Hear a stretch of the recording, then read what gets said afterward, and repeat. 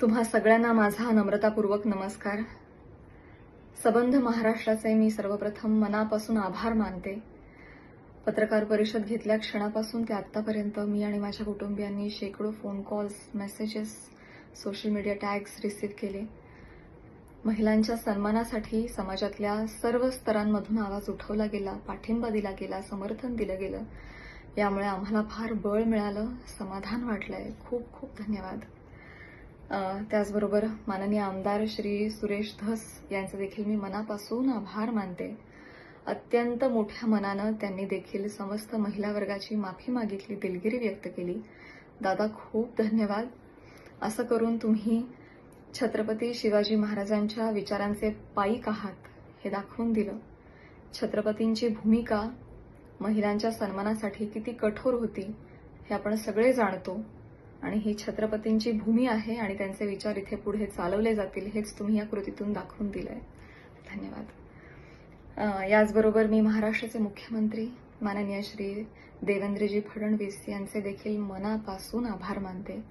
त्यांनी आज जातीनं लक्ष घातलं आणि अत्यंत निगुतीनं, संवेदनशीलतेनं हा विषय पुढे नेला, मार्गी लावला. मनापासून धन्यवाद. त्याचबरोबर महाराष्ट्र महिला आयोग आणि आयोगाच्या अध्यक्षा माननीय रुपालीताई चाकणकर यांचे देखील मनापासून आभार. त्यांनी देखील त्वरित यावर कारवाई केली. माध्यमांचेही मनापासून आभार की त्यांनी हा विषय हाताळताना संवेदनशीलता दाखवली. खूप खूप धन्यवाद. गेल्या 2 दिवसांपासून आणखी 2 मुद्दे फार चर्चेले गेले. मी त्याबद्दलही या निमित्तानं बोलू इच्छिते. मी पत्रकार परिषदेतही म्हटलं होतं की धस साहेब बोलले त्यामुळे आज मला पत्रकार परिषद घ्यावी लागली. ते नसते बोलले तर आज मी तुमच्यासमोर नसते. त्यामुळे कुठलंही आंदोलन, कुठलाही मोर्चा, कुठलीही मोहीम त्याला डिस्ट्रॅक्ट करण्याचा माझा हेतू नव्हता. माझ्या मार्फत कोणा दुसऱ्याचाही हा हेतू नव्हता हे इथे मी नमूद करू इच्छिते, जाहीर करू इच्छिते, क्लिअर करू इच्छिते. आणि खरोखरीच धस सर बोलले नसते तर आज मला हे सगळं करायची काही गरजच पडली नसती. त्यामुळे कोणीही त्यातून कुठलाही गैरअर्थ काढू नये.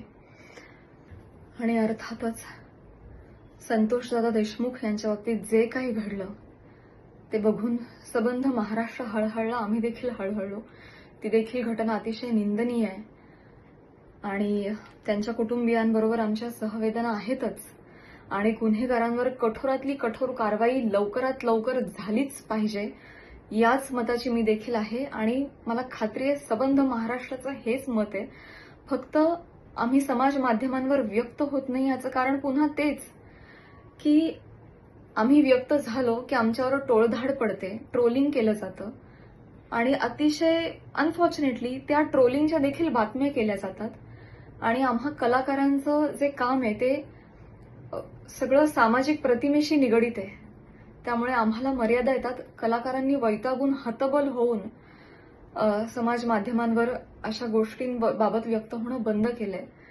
जो काही दुसरा गट असतो त्या घटनेचा, समाज असतो, ते सगळे खूप बदनामी करतात, हर्ट होतात म्हणून हल्ली कलाकार व्यक्त होत नाही. पण मी तुम्हाला खात्री देते जर खरोखरच जर कमेंट सेक्शन जरी बंद झाल्या ना, त्याच्यावरच्या ट्रोलिंग जरी थांबवलं गेलं, बंदच झालं की कोणी मतच व्यक्त करायचं नाही त्याच्यावर, तर बघा सगळे कलाकार आणि कलाकारच काय समाजातले सगळेच स्तर मैदानात उतरतील आणि तुमच्या समर्थनार्थ येतील आणि सगळ्यांच्या समर्थनार्थ येतील.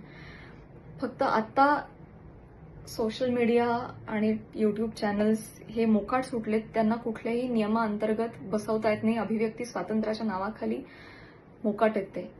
अर्थात मी मुख्यमंत्री साहेबांकडे ही देखील विनंती केलेली आहे की याच्यात काहीतरी नियमावली असावी.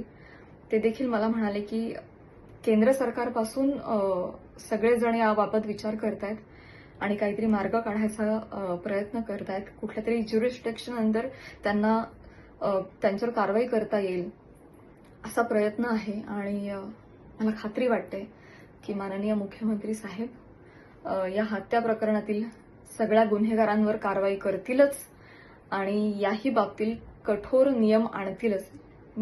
मला ही खात्री आहे. एवढ्या सगळ्या बाबींमधून मी फक्त एवढंच तुम्हाला सांगू इच्छिते की आमच्याही काही अडचणी आहेत, रिस्ट्रिक्शन्स आहेत, हे तुम्ही समजून घ्या. आणि आमच्या हेतूवर अजिबात किंतु परंतु प्रश्न उपस्थित करू नका असं नाहीये. कलाकार माणसं ही जास्त संवेदनशील माणसं असतात. त्यामुळे आम्ही सगळेजण तुमच्या पाठीशी आहोतच. आणि जाता जाता आज मी इथे हेही नमूद करू इच्छिते की आमदार साहेबांनी माफी मागितल्यामुळे आता मी त्यांच्यावर कोणतीही कायदेशीर कारवाई करणार नाहीये, मी करू इच्छित नाही.